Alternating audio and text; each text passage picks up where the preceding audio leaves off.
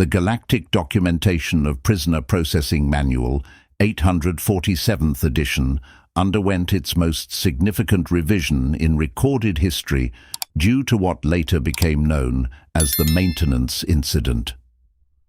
The story behind this modification stands as a testament to how spectacularly wrong things can go when dealing with humans, even when following proper protocol. On what should have been an ordinary shift aboard the maximum security processing station Omega-7, a rather peculiar human was brought in after being caught fixing a malfunctioning airlock on a diplomatic vessel. The guards, following standard procedure, had assumed they'd apprehended a sophisticated infiltration specialist attempting to breach high-security areas. The reality was far more mundane, or should have been. The processing officer, a Centauri with an impressive array of sensory tentacles and an even more impressive collection of bureaucratic certificates, began the standard interrogation. "State your rank and purpose," the officer demanded, waving 3 tentacles in what was meant to be an intimidating pattern. "I'm just the maintenance guy," the human replied, scratching his head with a wrench he'd somehow managed to keep hidden. "Look, that airlock was making this weird whistling sound, and I know that's not good in space, so I thought—" Silence.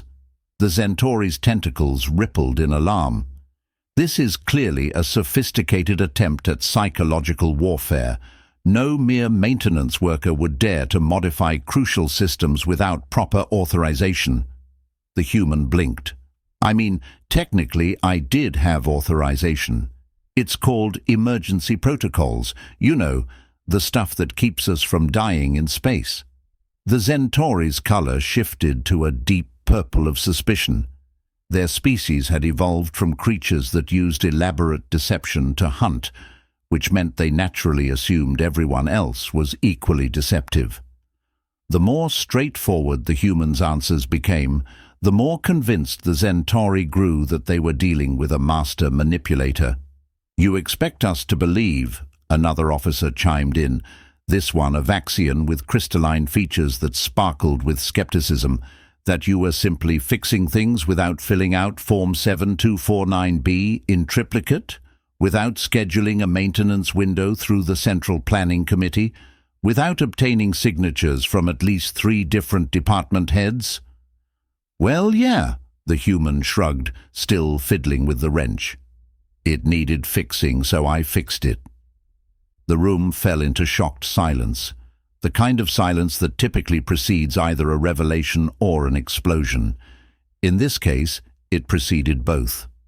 "The human is using advanced psychological tactics," the Centauri announced, their tentacles now fully erect in alarm. "They're attempting to destabilize our entire bureaucratic foundation with this facade of simplicity." The human's protest of, "But I really am just a maintenance worker," was logged in the official record as "Subject employs sophisticated reverse psychology, maintaining cover story despite clear evidence of strategic planning abilities." Things escalated further when the human, growing frustrated with the situation, demonstrated how he'd fixed the airlock using only the wrench and what he called basic engineering knowledge. This display of resourcefulness sent the entire processing station into lockdown, with senior officers convinced they had captured a highly trained special operations agent. The human's exasperated explanation that anyone who's worked maintenance for more than a week could figure this out was interpreted as a threat, suggesting an entire network of highly trained human operatives disguised as maintenance workers throughout the galaxy.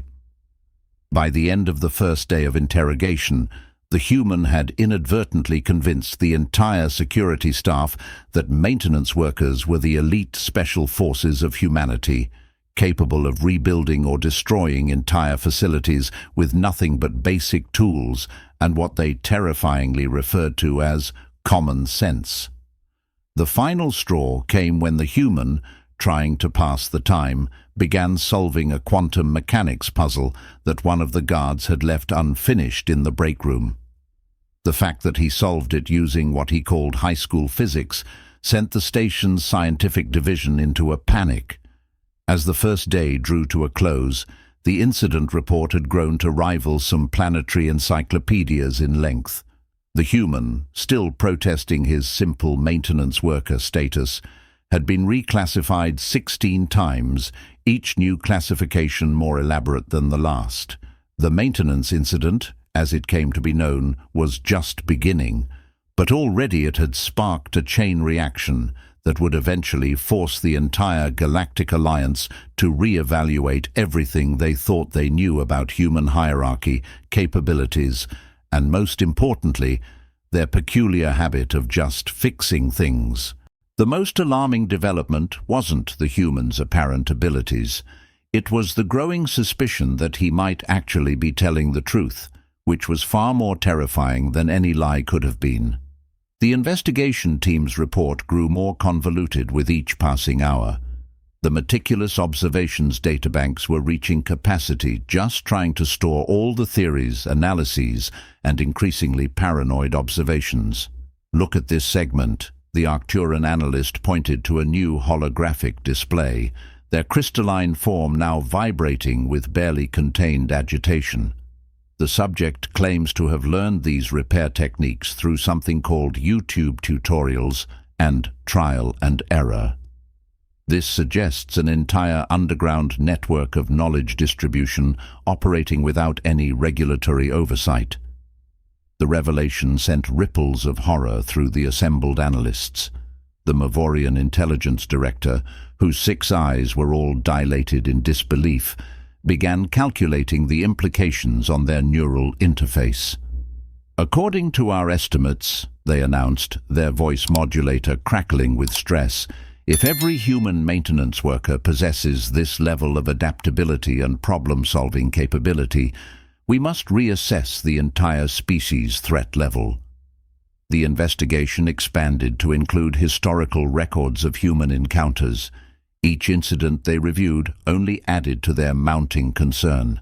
They discovered patterns that had been overlooked, mainly because they were looking for complexity where there was only straightforward efficiency. Case study number 1, the cafeteria incident. 3 cycles earlier, a human cook had modified a standard food processor to produce something called deep-fried ice cream, a concept that violated several laws of physics according to the Galactic Standard Scientific Council. The human had claimed it was just a neat trick learned at summer job in college. The case had been dismissed as an anomaly. Now it was evidence of humans' casual manipulation of matter states. Case study number 2, the recreation module event. A human fitness instructor had reconstructed an entire gravity control system using spare parts from a broken washing machine. Their explanation of, "I used to fix up old cars with my parents," was now being analyzed by a team of psychological warfare experts. The quantum physics division was particularly disturbed by what they called the intuitive understanding phenomenon. They presented footage of the maintenance worker solving complex equations while apparently just doodling to pass the time. "Observe," the quantum division chief emphasized, their photonic form flickering with excitement.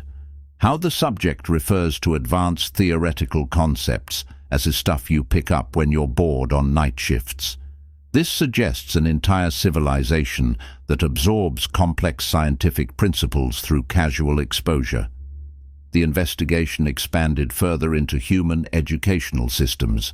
The discovery that humans taught basic quantum principles to adolescents as standard curriculum caused 3 analysts to require immediate psychological counseling. A HiveMind representative from the Zox Collective presented their findings on human information sharing practices. They have these gatherings called coffee breaks, where they freely exchange knowledge without any formal documentation or hierarchical approval. The implications are staggering. The team discovered that humans regularly engaged in something they termed shop talk, an informal exchange of complex technical information often accompanied by beverages containing mild stimulants. This practice was flagged as a potential security risk requiring its own task force. The Cultural Analysis Department's contribution only added to the growing anxiety. They had decoded what humans called dad jokes and work humor, identifying them as sophisticated psychological conditioning tools designed to maintain sanity during complex operations. "Consider this," the cultural analyst explained, their tentacles twisted in complex patterns of distress. They use humor as a coping mechanism for dealing with potentially lethal situations. This suggests an evolutionary adaptation to high-stress problem-solving that we hadn't previously considered. The investigation took an even more concerning turn when they reviewed the maintenance workers' casual comment about jerry-rigging solutions. The linguistic team spent 2 days analyzing this term, eventually concluding that humans had developed an entire vocabulary dedicated to unauthorized modifications and emergency repairs. A particularly troubling discovery came from the Technical Assessment Division. They had analyzed the tools the human had been carrying and found that each one could be used for multiple purposes, a versatility that violated at least 15 different safety protocols. "They call this a multi-tool," the technical officer explained, holding up the confiscated device with trembling appendages. "It's designed to be adapted for numerous applications, many of which aren't even included in its official specifications. The implications for security are concerning." The Psychological Warfare Department's report was perhaps the most alarming. They had concluded that the human tendency to figure things out was not a trained behavior, but an innate characteristic of the species. This meant that any human, regardless of their official position, could potentially possess these capabilities. "We must consider," the department head stated, their neural patterns showing signs of extreme stress, "that we're not dealing with isolated cases of specialized training. This appears to be a species-wide trait. Their entire civilization is built on the principle of making things work." The investigation team's final report, spanning several thousand pages, included a new classification system for human prisoners. The most significant recommendation was the protocol that would eventually become known as the Assume Competence Directive. Key points from the final report included: all humans, regardless of stated occupation, should be treated as potential technical specialists. Human maintenance workers should be classified as high-level strategic assets.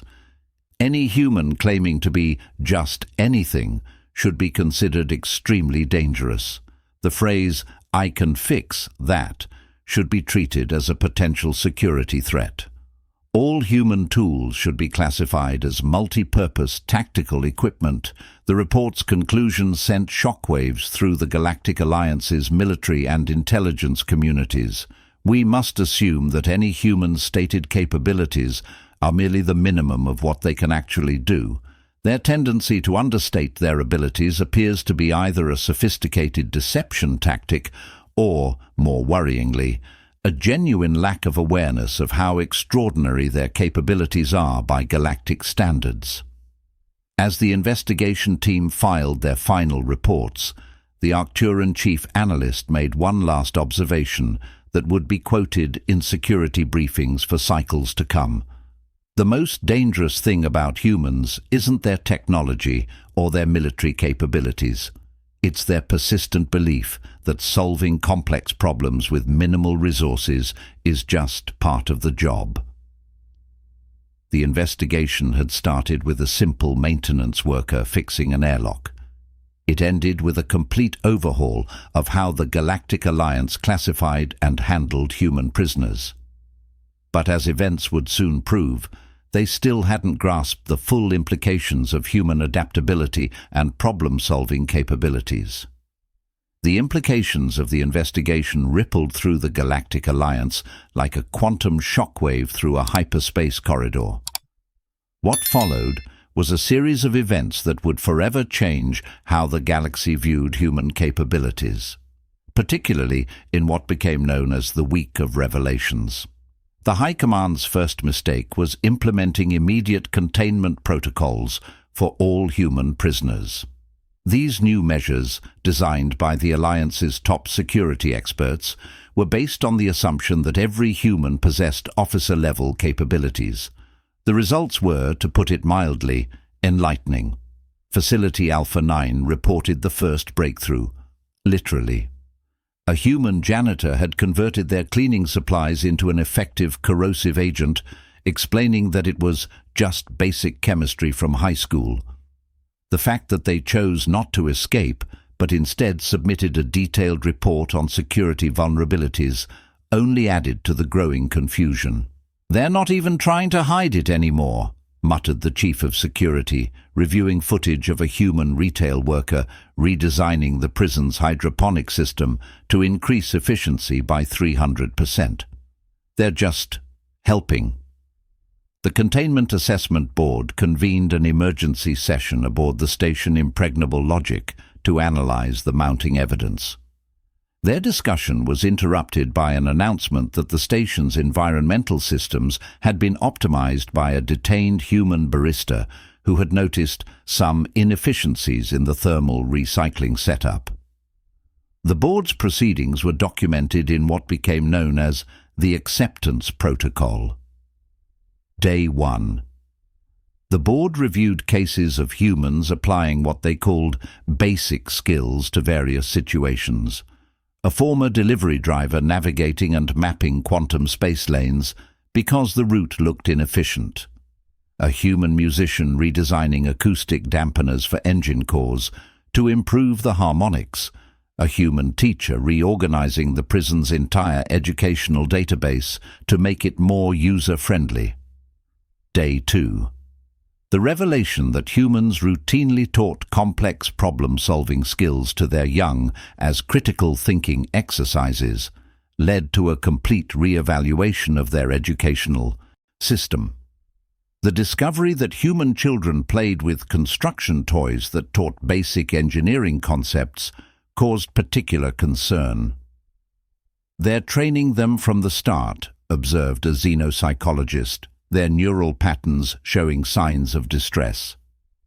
Every human game, every hobby, every casual activity seems designed to develop these capabilities. The board was particularly disturbed by the concept of human boredom, which apparently drove them to learn and develop new skills simply to pass the time. Reports flooded in of detained humans requesting access to technical manuals for light reading.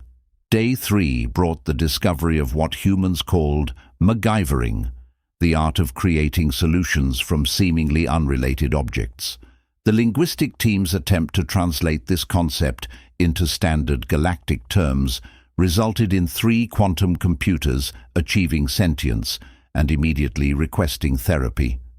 A human's casual explanation that anyone who's worked retail can problem-solve their way through anything led to a frantic reassessment of all known human occupations.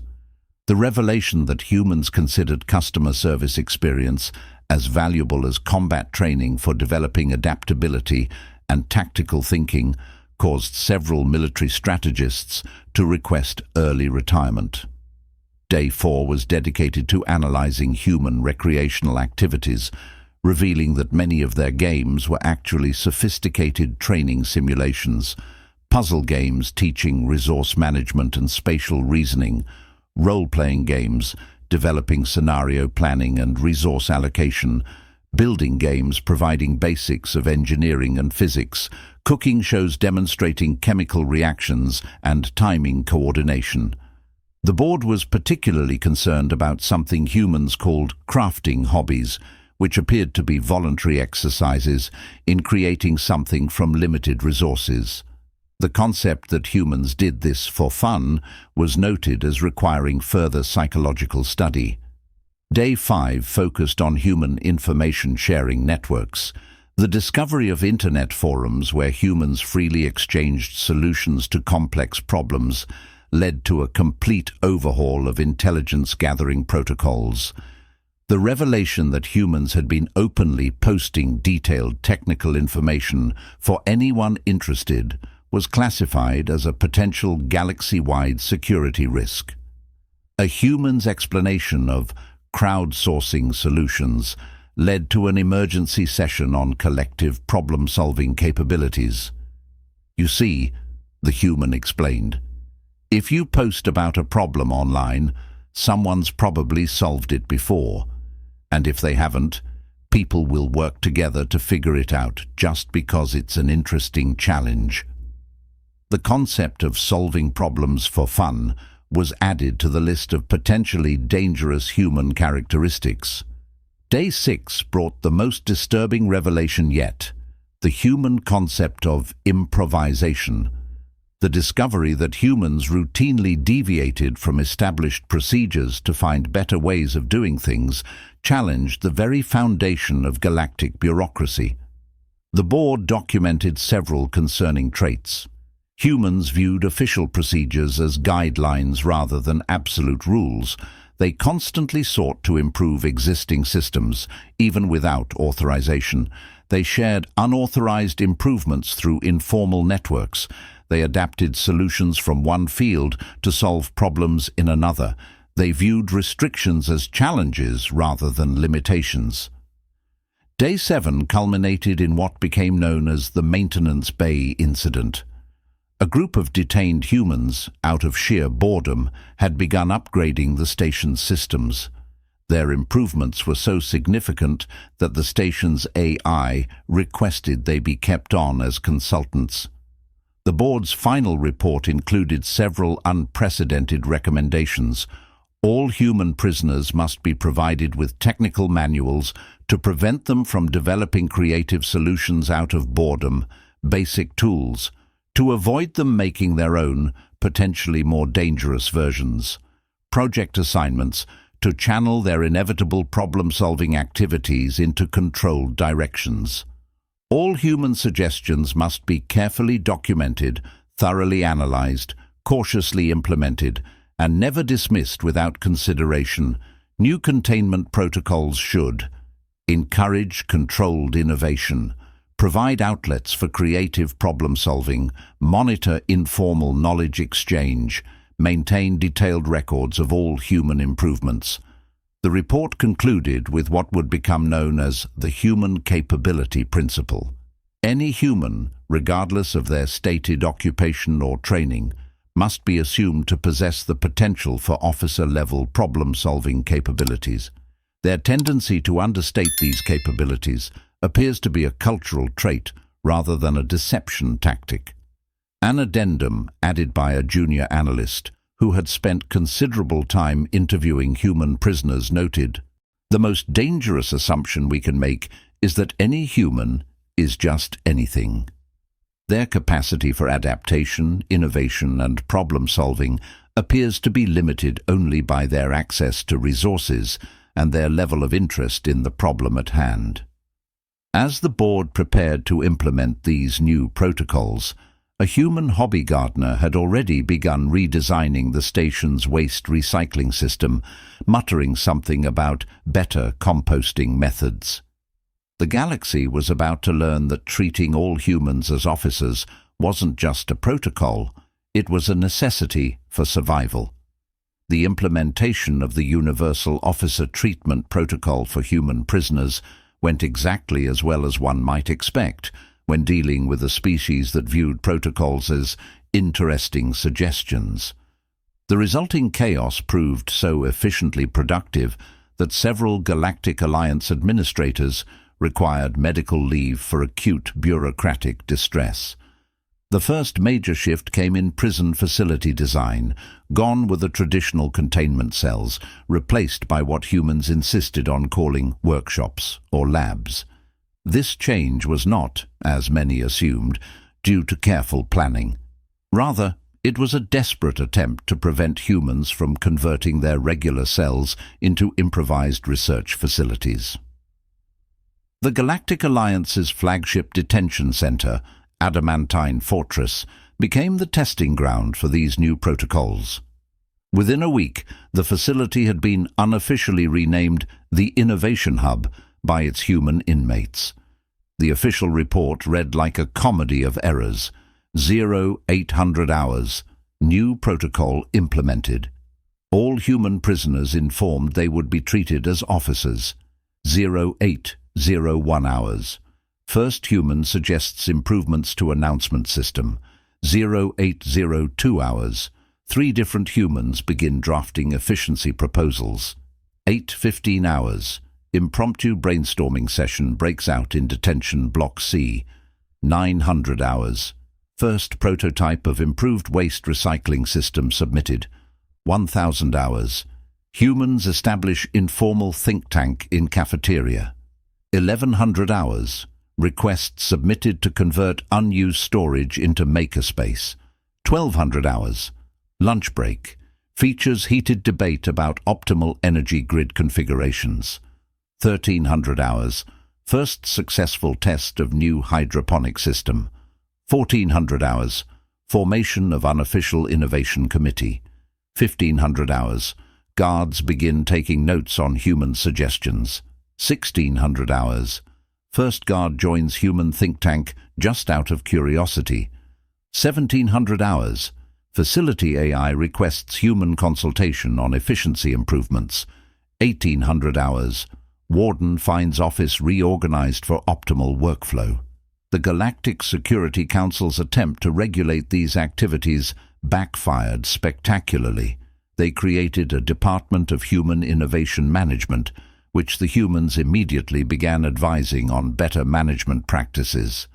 The department's first official report consisted mainly of human-suggested improvements to the reporting system itself. The humans' approach to security was particularly vexing. Instead of trying to break out, they kept pointing out security flaws and suggesting improvements. One former construction worker drafted a 200-page proposal on structural improvements, complete with cost-benefit analyses and environmental impact assessments. A particularly memorable incident occurred when a group of human prisoners submitted a competitive analysis of various prison facilities across the galaxy, ranking them on efficiency, security, and innovation potential. The fact that they had somehow gathered this information without leaving their cells caused several security officers to request early retirement. The guards found themselves in an increasingly bizarre situation. Their training had never prepared them for prisoners who voluntarily attended security briefings to offer constructive feedback, created improvement proposals in their spare time, organized professional development workshops, established mentoring programs for new guards, developed more efficient patrol routes, just because. The situation reached new levels of absurdity when the facility began receiving job applications from free humans who had heard about the innovative work environment. The Galactic Alliance's attempt to classify this as a security threat was met with a 50-page report from the inmates explaining why this could be an opportunity for positive reform.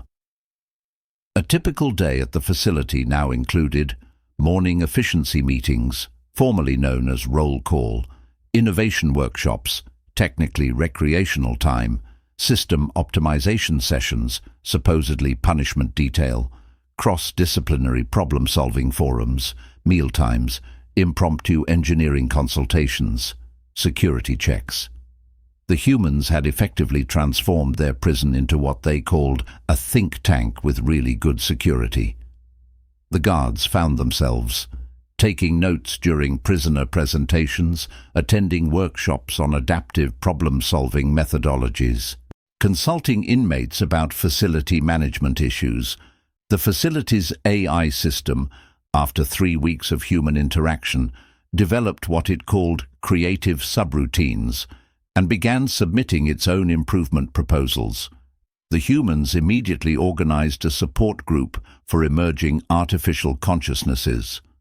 The Galactic Alliance's final attempt at maintaining traditional prison protocols resulted in a 400-page proposal for better protocol implementation, 3 alternative organizational structures, a quantum computing breakthrough, somehow, a new theory of administrative efficiency, a suggestion box that achieved sentience. The Council's response was to implement even stricter protocols, which the humans immediately began optimizing. This led to the creation of what became known as Protocol Paradox 7b. The more stringently you attempt to control humans, the more efficiently they will improve your control systems. The Human Consultation Division became legendary in bureaucratic circles.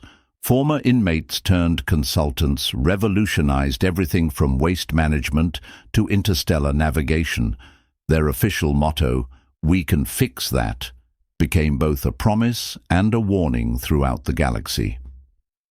The final amendment to the protocol, added after much debate and several minor existential crises among the administrative staff, included additional clauses. All human suggestions must be evaluated, no matter how impossible they seem. Bored humans should be immediately assigned problems to solve. Never tell a human something can't be improved. Always assume any human can comprehend complex systems. When a human says, "I have an idea," brace for imminent change. The galaxy had learned that humans didn't just solve problems, they actively sought them out. Their drive to improve, fix, and optimize had turned the entire concept of imprisonment into something entirely new. As one exasperated Galactic Council member noted in their final report, "We haven't imprisoned these humans. We've accidentally created the galaxy's most productive research and development facility. The only logical response is to treat them all as officers, if only to maintain the illusion that we have some control over the situation."